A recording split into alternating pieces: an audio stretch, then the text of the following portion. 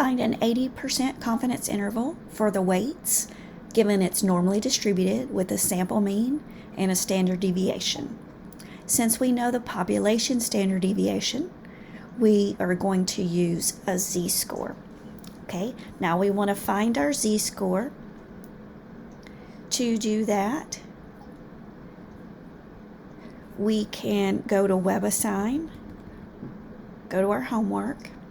Now, if you just open up any SALT, it's fine. We just want to go to distribution calculators, normal. Okay, if we want an 80%, we're going to leave what's to the right blank. We need to be on between.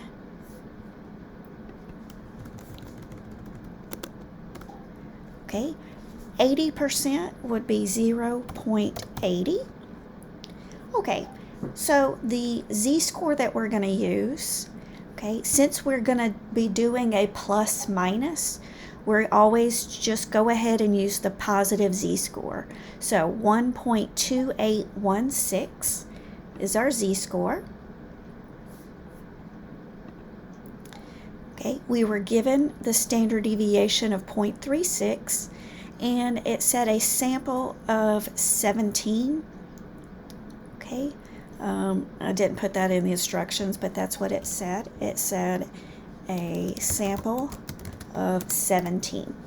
Okay, so the error, the z is 1.2816 times the standard deviation and divide by the square root of 17.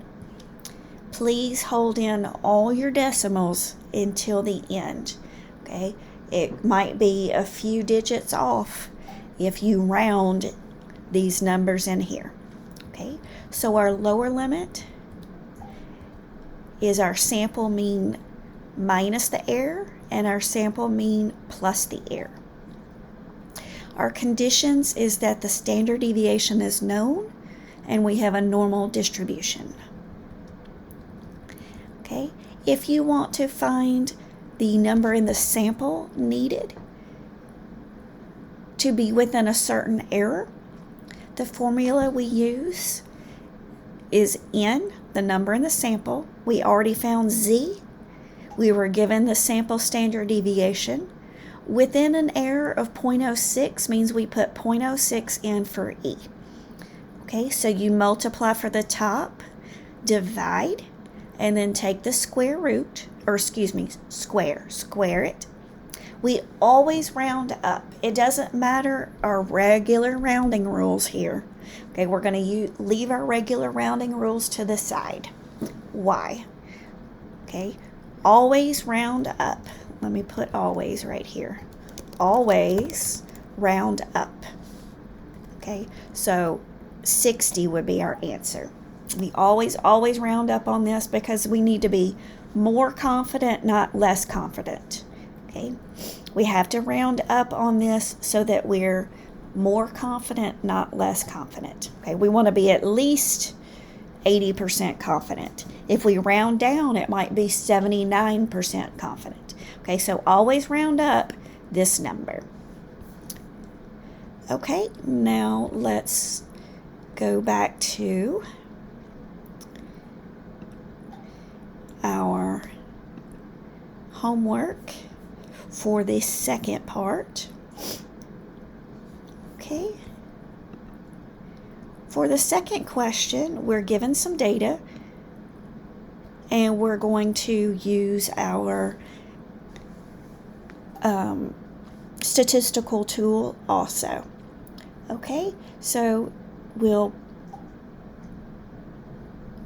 click on it. It pulls up our data set. Okay, we want inferential statistics. Okay, now here it gives you your sample mean and your standard deviation and confidence interval. Okay, I forgot what it said. Let's see if I can find it.